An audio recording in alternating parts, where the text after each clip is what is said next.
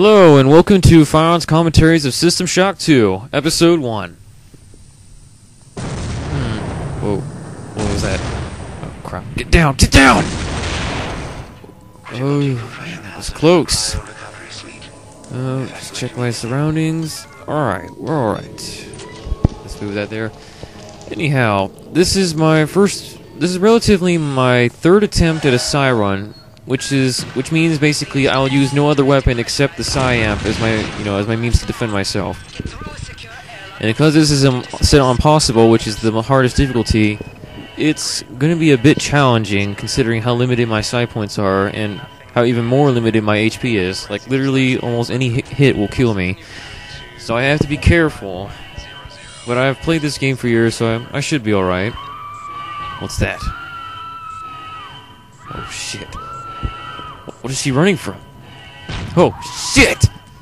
Okay, just back away, No, just go! Okay, we're getting away now. Whew. Okay. Oh, that was close. Alright. I'm not sure if you can hear it, but basically, we're supposed to be getting out of that section of Deck 2 because of the radar that exploded earlier. Yeah, it cracked the window, so once the window is fully broken, we would most likely get sucked out into space. But as this glitch I performed just shows, there's no real danger involved.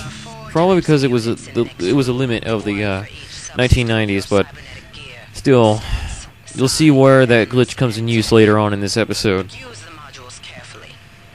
Yeah, I didn't really bother to get a certain Psi power of Psi pull because normally you use that to get items that are too far out of reach.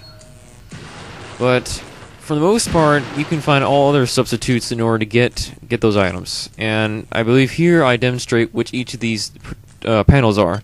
This is stats, which have your strength, endurance, Cyber-Affinity, and whatever the fifth one was. Technical, hacking, maintenance, repair, modify, and research. Basically, those kinds of skills. This is a terminal we're probably never going to use. Actually, yeah, we're never going to use this because this is a Psi Only-Run.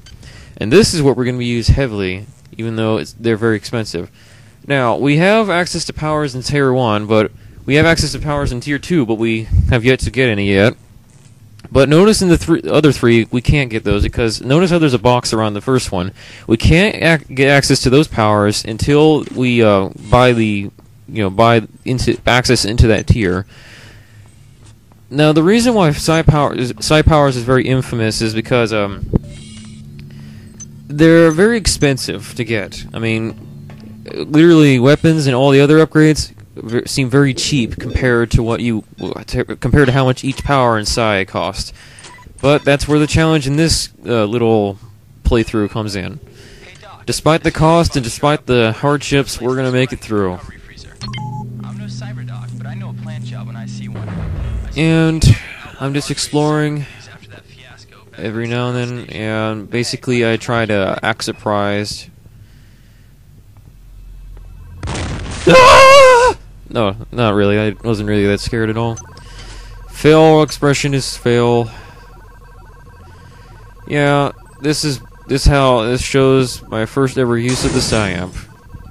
Awesome. I broke some glass. How grand. Yeah, if you see in my inventory the white hypo in the inventory, those are going to be of major use. Those are the ways you're going to replenish Psi points, which is what fuels the use of the Psi Amp. And pretty much, without them, we would be totally defenseless. Of course, it is possible to play through the game without weapons for the most part. I'd rather have something to defend me. What was that?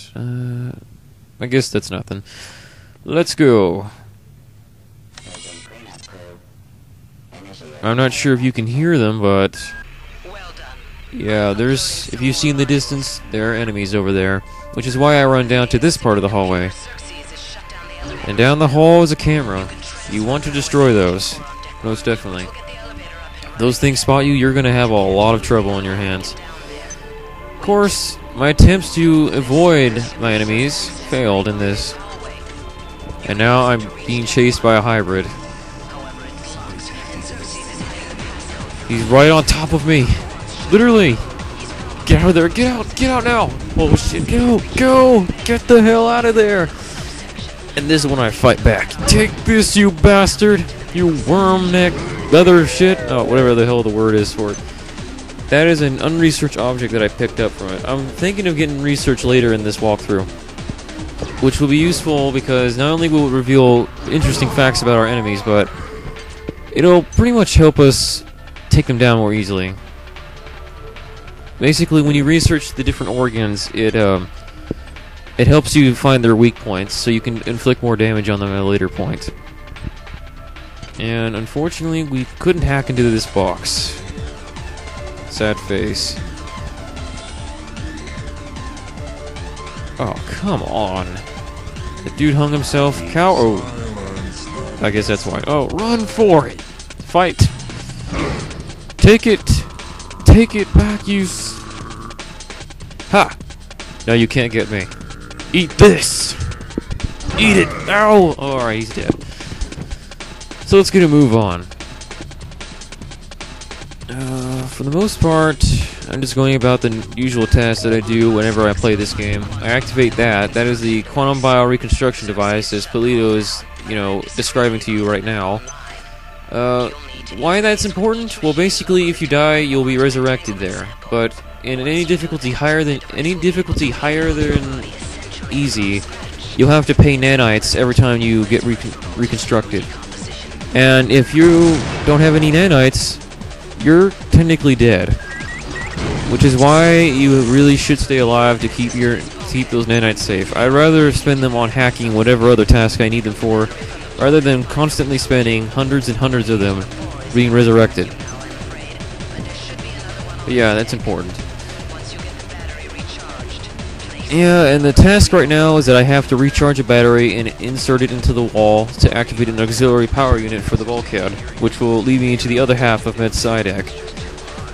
The glitch I activated earlier will come in use right about, well, somewhere about now, but for now we're going to show you something else. To the room right here, chemical storeroom. As I mentioned in episode 0, basically chemicals have a variety of uses, but well, the only real use they have is in research. In some researches, you're going to need chemicals in order to finish the research. Sometimes you'll get lucky and you won't need them, but for the most part, the use mode will tell you what chemicals you need.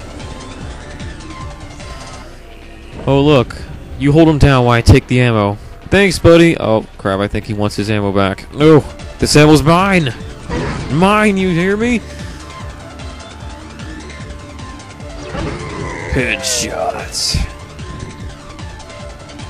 Owned, and he has nothing, of course, because I took everything he had. And this is where the glitch comes in use. It gives me access to another recharge unit. The reason why this comes in use is that I'll probably show you in a future episode, but there's another recharge unit on this deck, but it's guarded by 2 turrets, and because of the fact of how low our health is, yeah, I don't think we want to go down there just yet, especially since we don't have the hack skill to take care of it. And I just forgot something. I go back down to throw some items back down here. I'll basically be using this place to store items that I have no use for. There's an item that I can get later in the game that'll definitely turn these useless items into valuable nanites. But for now, they're going to be stored here. That way I have more room for things I can use. Alright, onward, let's go. And elaborating on the chemicals, basically, as I was saying, before the hybrid interrupted me, the use mode tells you what chemicals you need, and sometimes your research will get stopped and it'll warn you that it needs certain chemicals. And you'll just need to find those. And that's the end of episode 1. Thanks for watching, and this has been your commentator, Firon. See you in episode 2.